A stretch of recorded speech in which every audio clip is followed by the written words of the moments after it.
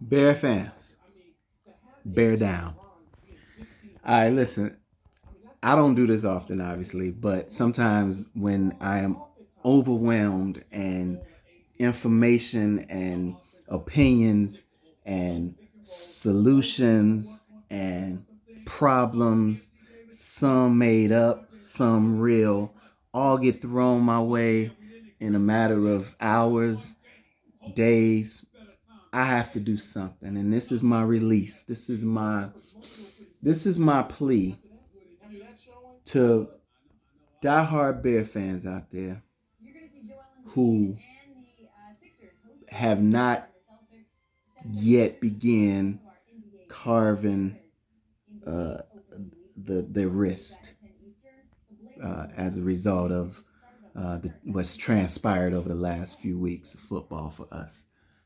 Here's the thing, man, and it's really a simple concept, but I'm gonna try to elaborate for what it's worth within a few minutes of this video because this ain't gonna be long. But here's what I don't understand.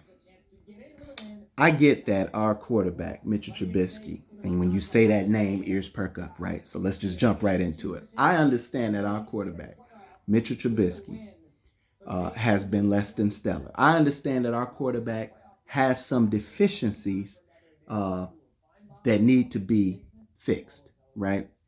No other way to say it. They've got to be fixed. And when I say fixed, as opposed to, oh, he's trash, throw him away, I'm being realistic, guys.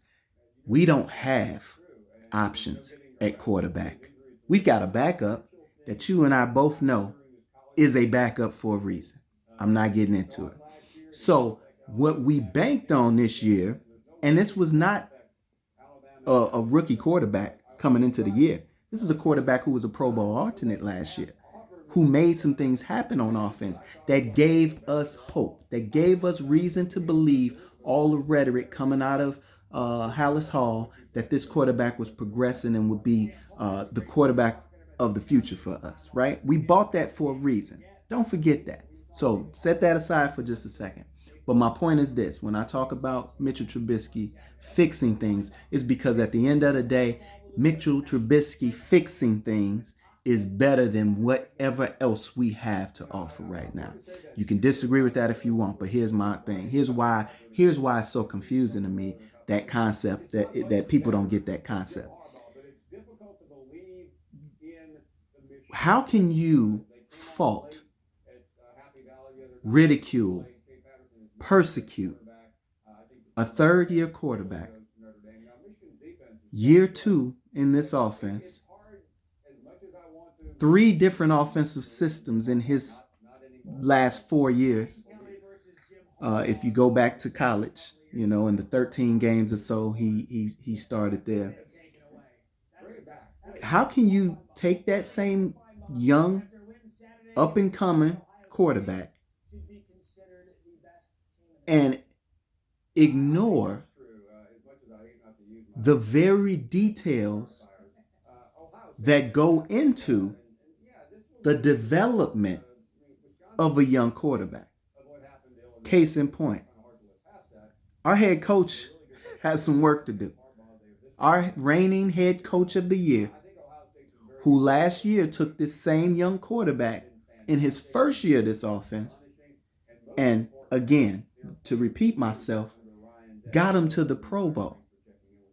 In whatever kicking, scratching, clawing way he did it, he got him to the Pro Bowl as an alternate with 24 touchdowns and 12 picks.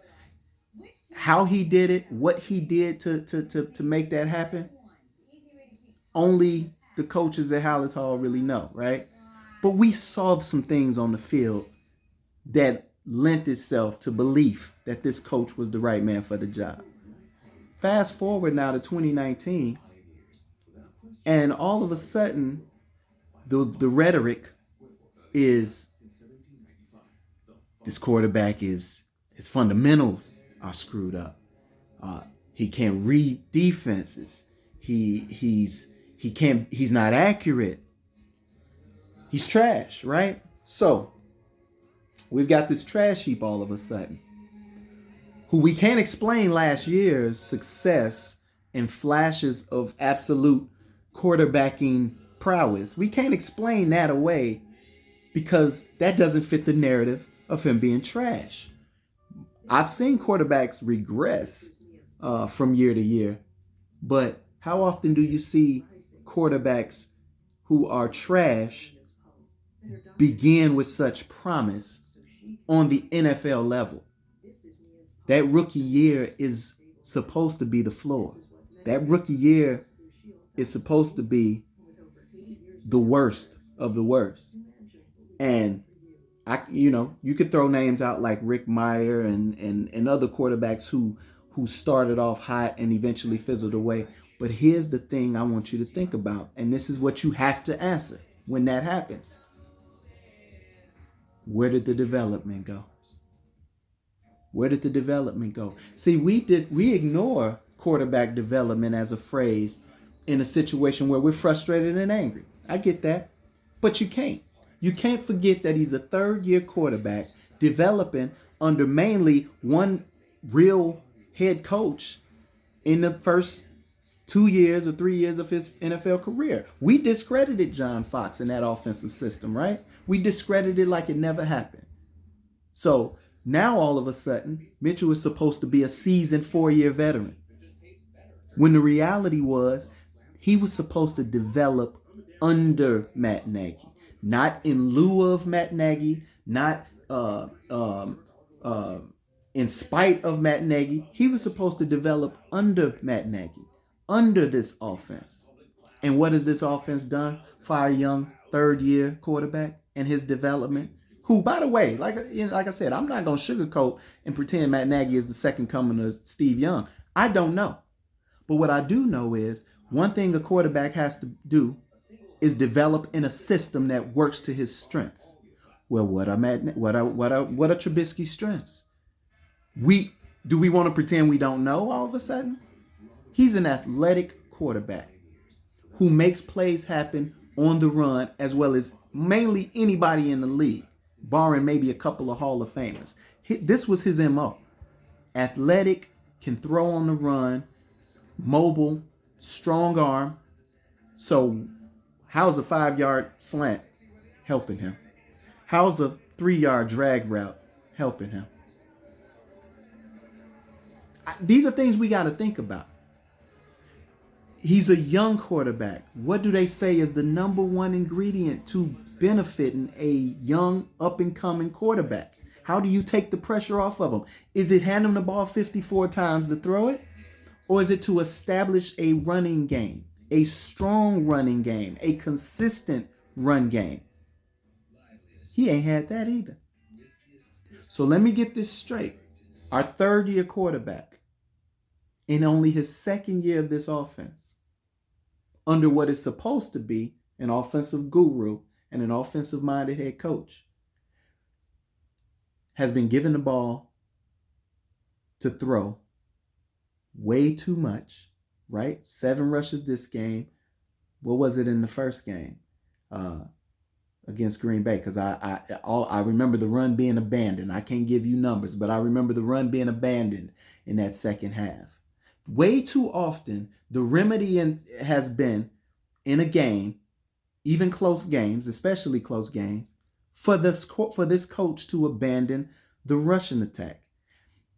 54 passes for a quarterback in his third year, coming off of shoulder surgery, albeit the opposite shoulder, but still nursing an injury, which, think about it, folks, means he wasn't flinging the ball around too much over the last couple of weeks. This man just got back on the field probably in the last week because of this injury, because of pain, because of limitations.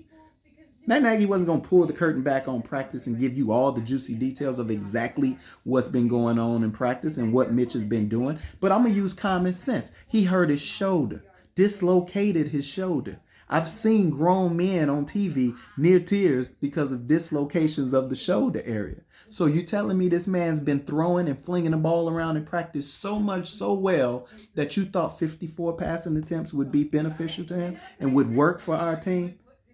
In a history of a very game that has proven that does not work. 7 rushing yards or 7 carries in a game does not work in the NFL. That's just history talking, not me.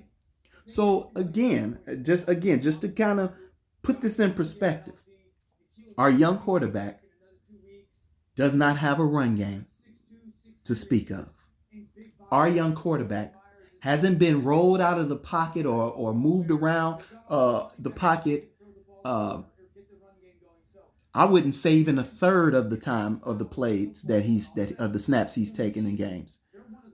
He's got an offensive line who is a shell of itself. Would you not agree? And who disagrees with that, raise your hand. Okay? I don't care how okay they played in this last game. This is what he's been playing behind. So even in a game where the offensive line was holding up for the most part, guess what you got? Sam Darnold said it best. You probably got a young quarterback seeing ghosts back there. You got a young quarterback backpedaling when maybe the backpedal wasn't really necessary. We got a quarterback leaving the pocket maybe a little earlier than they needed to leave the pocket.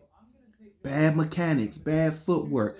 Go ask any quarterback in this league how great the mechanics are when the line is in their lap 9 times out of 10. When that pocket is being pushed back into their knees and legs, when they don't have that green grass Matt Nagy talks about, that green grass in front of them. It's not going to be perfect. I get that. I'm not saying we should be perfect and the line has to block perfectly for this quarterback to have success, but it does have to block some of the damn time. Okay? It does have to block. I'm sorry. It doesn't get a pass being as inept as it has been. So again, the coach is not calling the plays that cater to his strength. And again, I'm not making this up. I'm watching the game. I don't see the rollouts. I don't see the pocket move. I don't see the type of pass plays that lend itself to an athletic, mobile quarterback and utilizing what he does. And when they do try to do it, he's got an offensive line that has been crap all year. Everyone knows this. We've complained about it. We've made this statement before. All of a sudden, people want to forget and discredit it. But these are big deals. And then thirdly, there's no running game to speak of whatsoever. Maybe a running back. We think we got a running back. We don't use him enough to know. 2 of them back there. One of them is not even. He's a member of the team by name only because I haven't seen him on the field in 3 or 4 games. And the other one is a rookie who has potential, which means somebody or something has to unlock it. Carries, reps do that. Not the bench. The bench has never locked any performer's potential. Okay? So, explain to me if you disagree with the idea that maybe Mitchell Trubisky's not being fairly judged at this particular point right here. The day will come. He will have to answer for some of the mistakes, for some of the bad decision making. But as a young quarterback, he still has not been given in this second year of the offense. He still has not been given the fair shot he deserves by this coach and this offensive line. And quiet as kept, these receivers and tight ends at times as well, who have dropped balls, who have ran incorrect routes. Look, I'm not one to nitpick, but I'm just saying, if you go nitpick the quarterback, nitpick it all.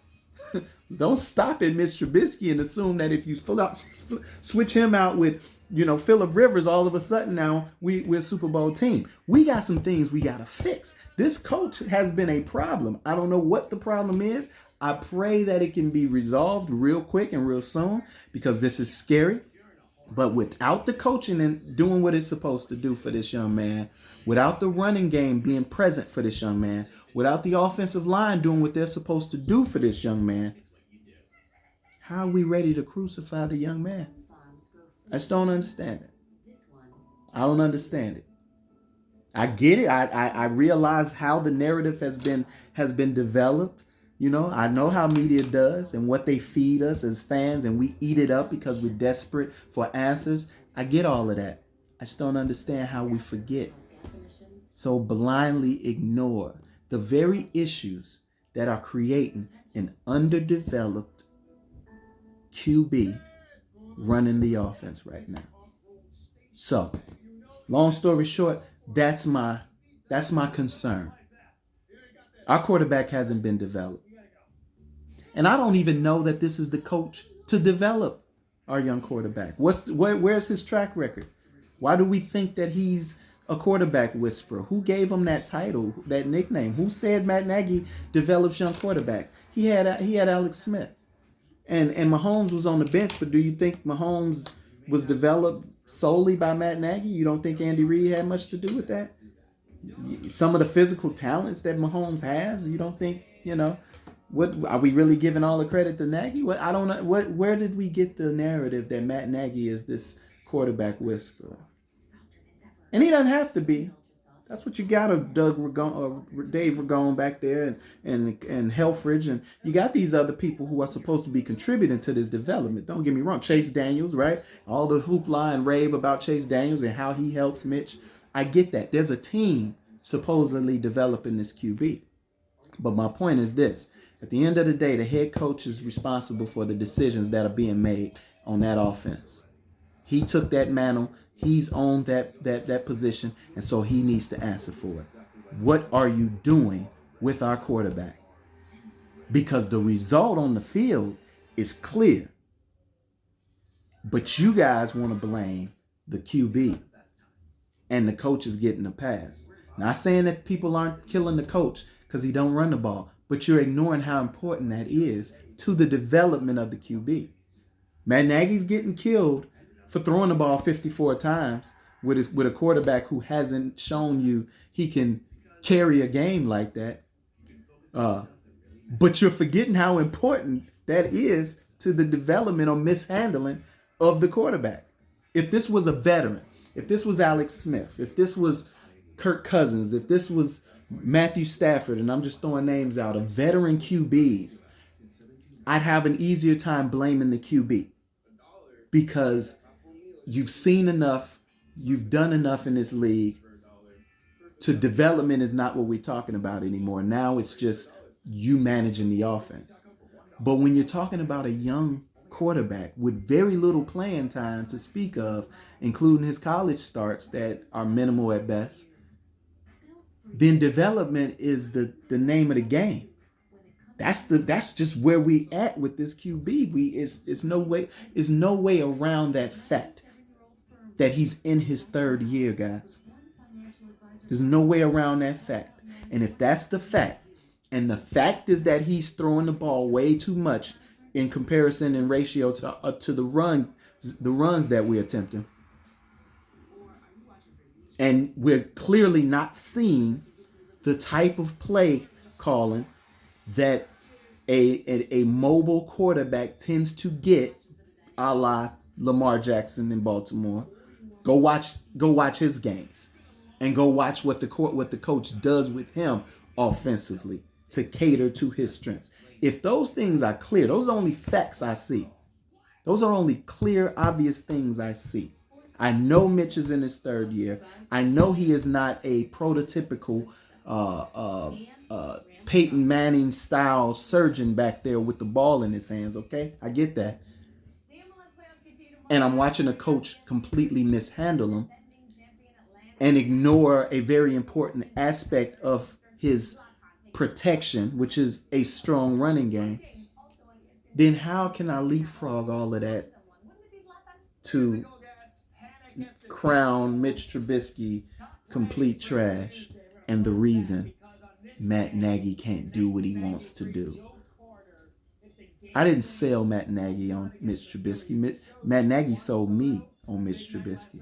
Matt Nagy told me all through the offseason how great this quarterback was developing. He's where I like him. I'm happy with where he's at. I'm happy with where he's at. I'm telling you, go back and watch the tape. Watch the press conference. Listen to your head coach talk. He sold us on Mitch Trubisky, not the other way around.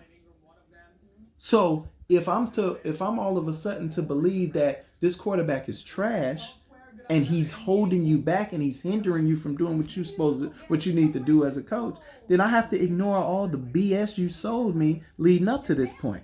And if I can't buy that, how can I buy this? How can I listen to Orlowski right? One of the Mitch supporters, right, in recent years.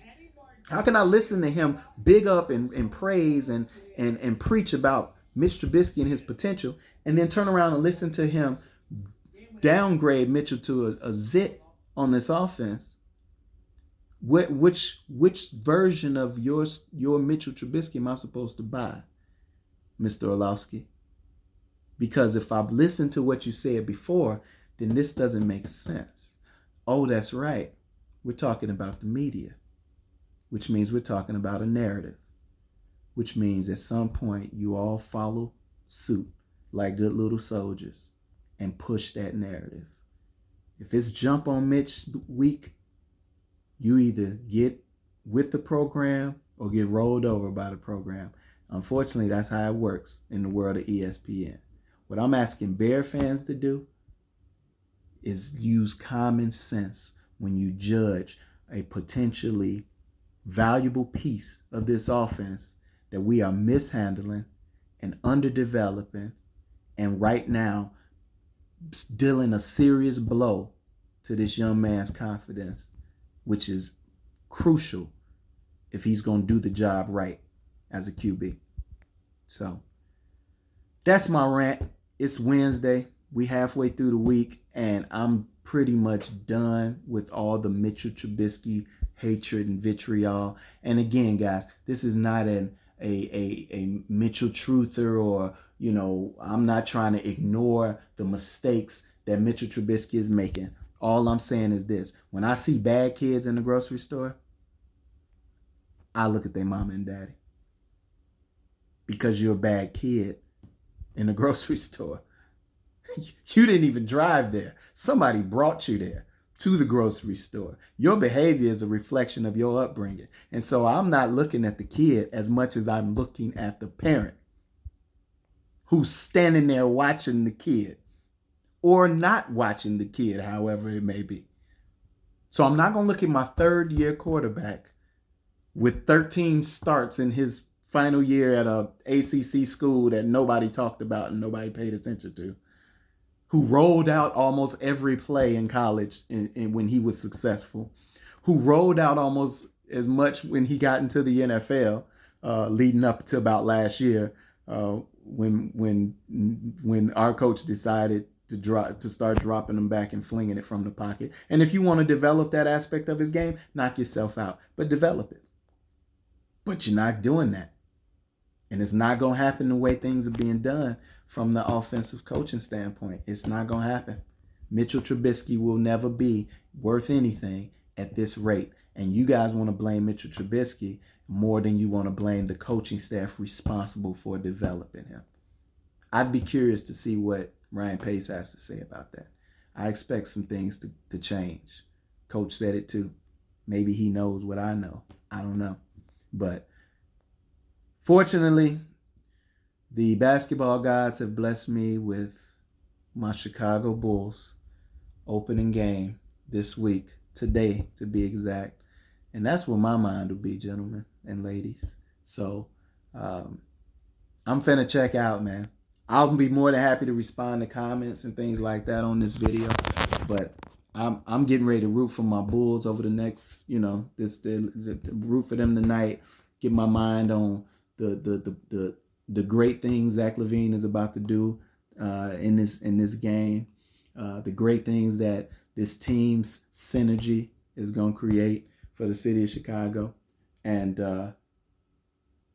come this Sunday, I hope we got some answers, man, because it's still Bear Nation. It's still Bear down. And Mitchell Trubisky is our quarterback and our best option at quarterback. So damn it, let's get him right. Let's get him right. And right now I'm looking at you, Matt Nagy. That's on you. I'm not letting you off the hook, and I'm not looking past the things you're doing and the problems you're creating. Until you fix that, I can't judge Mitchell Trubisky. Not fairly. Not fairly. I can look at some things and go, should have made a better decision there, should have made a better throw there. But that's going to be few and far between for me. I need coach to get it together. That's my rant, y'all. Bear Nation, bear down. Continue to bear down. If you're real, And real recognize real. What's understood don't have to be spoken. All right. I'll holler at y'all, man. Later.